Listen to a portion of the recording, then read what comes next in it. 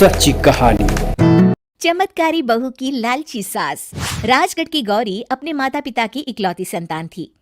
गौरी के पिता मेहनतकश किसान थे।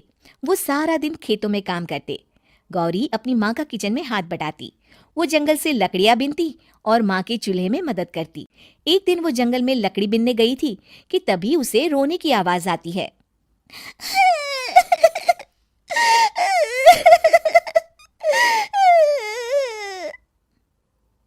अरे, यहाँ कौन रो रहा है?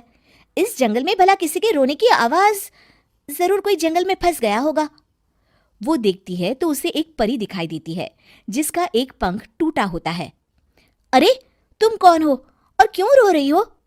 मैं परीलोक की रानी हूँ। पृथ्वीलोक में घूमने आई थी, लेकिन देखो ना, मेरे पंख ही टूट गए। अब मैं कैसे उड़ान भरूंगी? अरे, इसे जोड़ना तो आसान है। रुको, मैं अभी जोड़ देती हूँ। ये कहकर गौरी लकड़ी और रस्सी की सहायता से पंखों को जोड़ देती है। परी अपने जुड़े हुए पंखों को देखकर खुश हो जाती है और गौरी को वरदान देती है कि वो पूर्णिमा की रात किसी भी चीज को हाथ लगाएगी तो वो सोने की हो जाएगी। लेकिन गलती से अगर उसने किसी इंसान को छू लिया तो वो अगली पूर्णिमा तक सोने का ही रहेगा। गौरी घर आती है और सारी बात अपने माता पिता को बताती है। गौरी की माँ उसे कहती है, तू भी ना गौरी, सारा दिन परियों की कहानियां पढ़कर स्वप्नलोक में ही रहती है। नहीं माँ, मैं सच बोल रही हूँ। देखो, आज पूर्णिमा की रात है ना, इसलिए डर के मारे मैं कोई सामान भी नहीं छू रही हूँ। अच्छा, ऐसी बात है बिटिया रानी, तो जरा इस घड़े को हाथ लगा दे। गौरी घड़े को जैसे ही हाथ लगाती है वो सोने का हो जाता है। गौरी के माता पिता घड़े को देखकर हैरान रह जाते हैं।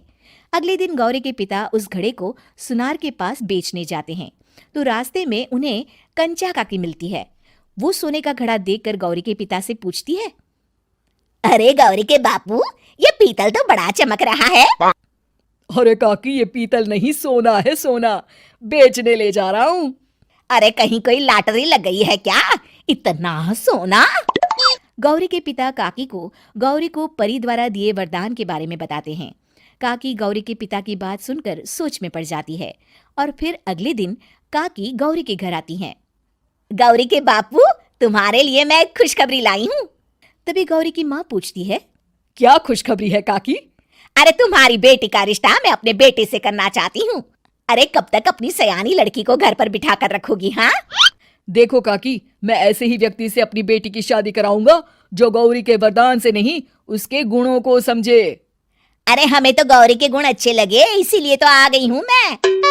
फिर गौरी के माँ बाप मान जाते हैं और उसकी शादी काकी के बेटे से हो जाती है। अगले दिन, अरे गौरी, कल पूर्णिमा की रात है। तुम्हारे पिताजी परी के वरदान के बारे में बता रहे थे, तो मैं ना कुछ चीजें रख दूंगी, जरा हाथ लगा देना।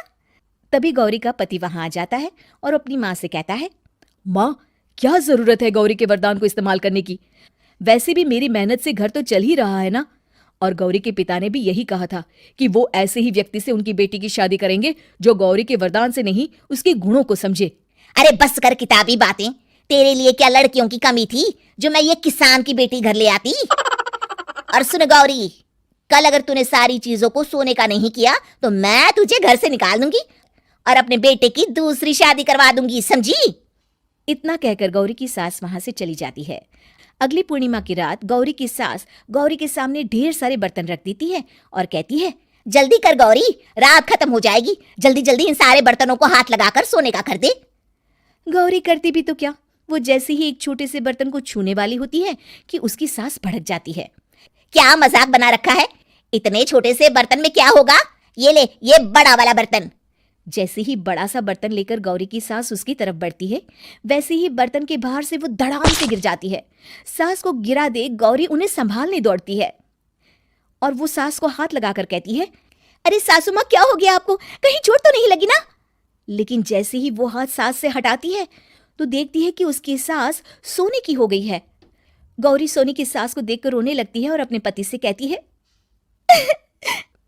मुझे परी ने कहा था कि अगर मैं किसी इंसान को हाथ लगाती हूँ तो वो अगली पूर्णिमा तक सोने का ही रहेगा। अब मैं क्या करूँ? अरे करना क्या है, माँ को उठाकर अलमारी में रख दो। और हाँ, लालच का फल बुरा ही होता है। ज्यादा बड़े बर्तन को सोने का बनाने के चक्कर में माँ का ये हाल हुआ है। ये कहकर वो दोनों माँ की तरफ देखने लगते हैं। सच्ची कहानी।